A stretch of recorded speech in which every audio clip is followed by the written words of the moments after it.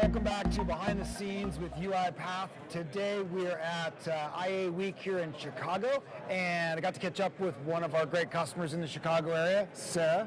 Thank you for stopping by and doing a panel discussion for us. Absolutely. It's a great one. I really enjoyed it. So with Medline, tell our customers a little bit what you're doing with RPA, kind of a little bit of use cases. I know it's repetitive, but they want to know a little bit what you guys are doing with RPA today. Sure. So we currently have RPA in our accounts payable organization. We've got two big processes up and running now. The second one just went live about 3 weeks ago. Oh, really? So, okay. Yeah, it's been fantastic. Our invoice process is completely automated at this point. We've got Abby as our OCR technology that's kind of scraping the data, and then UiPath bots are posting it into SAP for us, and then our debit memo process. Wow. So all the deductions that we are taking. 40 hours worth of work a day on that second process. On that second process. Yes. Let's talk about the first process, which is end-to-end. How much is it saving? I mean, that's a huge piece of the puzzle, right? Invoice to pay, it's a huge piece. How much are you really guys saving, and what is that taking off the books? Absolutely. So our strategy has not been a reduction in FTE. We don't look at it in that sense. So what we've been able to accomplish instead of reducing headcount is we've added our France and Slovakia payable team to our shared service organization. Nice. With the headcount that we've kind of saved in that sense. We moved 3 other resources to different areas of corporate accounting, so they got promotions out of this new this automation that we have. People are liking that. Yes, See, exactly. That's right. It's not about getting rid of people. Not Again, about getting rid of changing, moving them to new places, letting them be creative where they maybe couldn't have been. So absolutely fantastic. Yes, it's been a great success. You've got 2 processes now, right? And I'm sure it's a little bit of snowballing. How are you defining those processes with our business units and deciding what's the next step you're going to take with RPA? AP is definitely behind this 110%, and we have a list of 17 processes that we have ready to go. Yeah. So we're super excited about this, and working on what is next and how do we kind of clean up those processes and make sure that they're automation ready. It's coming from the top down as well. Okay. So this is definitely something that we're talking about in finance as a whole. Yeah. The CFO is kind of driving that and challenged all of our all of finance to kind of come up with something that they want to look at automating. Cash Apps is working on the next process as well. So we're getting there. We're branching out slowly. So you definitely had executive sponsorship in this effort as you were going through.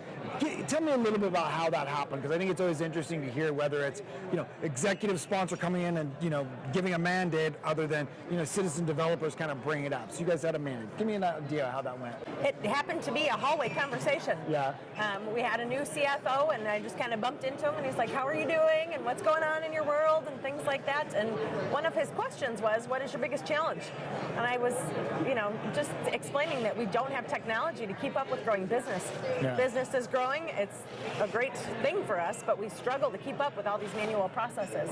So, on his radar was some type of automation, and then to find a business partner that kind of was, at the roots of it, we hit it off well and kind of went from there. So it was a great starting point.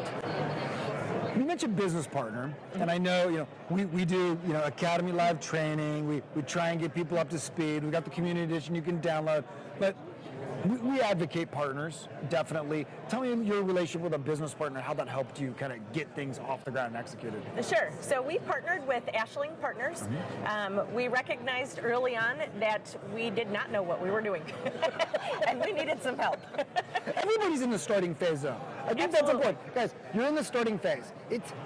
Don't feel bad about that, though. We have 1% to 2% penetration of some of the big accounts we're working with already. You're just starting more plus 2 wins, 16 more to go. So we're starting. Let's be okay with that. Yes, absolutely.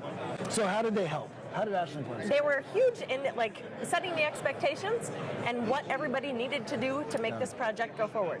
Had we tried to do that internally, we would have struggled because we wouldn't have known who owned what and how to get it situated in our infrastructure and the landscape that it needs to live in, and define really the areas of responsibility and what everybody was going to be working on. So that was. Now, did they help you not only do that, but are you helping kind of institute a COE or a process management system for that as you scale? we are definitely working on both of those things. So our COE is like 50,000 feet above right now. It's our CFO, our VP of Shared Services, and then our CIO. So A small table. Yes. Small table. Right? And more of a steering committee, like where directionally do we want to go? We've hired a new director of process improvement. Oh, fantastic. So a big part of our automation journey is really how do we improve and standardize our process first, and then automate what can be automated. Don't automate a bad process. Exactly. Right? Because then Yes. it's a bad automation. You get from bad to worse real fast. Let's do something bad quicker. Yes, exactly. No, not good. So with that director of process improvement, we will continue to kind of get more of a on-the-ground COE, I think. Fantastic. Give me last thing, an idea of things moving so fast. Of course, you have more processes coming online. 2020, you're going to get a lot of these processes up and running. I'm sure that's repetitive. What's the next big kind of thing you guys are thinking about in 2020 for Medline? So and I'm only going to speak to accounts payable. I won't even venture to guess out there in the business. But from an accounts payables perspective, I would really like to see us get into more of the intelligent automation, chatbots to kind of interact with our vendors and provide more real-time solutions. Also, we do a lot, we're in accounts payable, but somehow we do a lot of transportation stuff. So we work on freight claims a decent amount of the time. And I know that there is some vision technology out there that would help us identify some of the issues that we're having with the way trucks are loaded or things are shipped or damages and things of that nature. Very interesting. So new applications, new implementations, kind of going that all from accounts payable. Fantastic. Absolutely. I mean, we've been a great partner. I appreciate what you guys are doing. Appreciate telling everybody your use case and kind of what you're doing with RPA.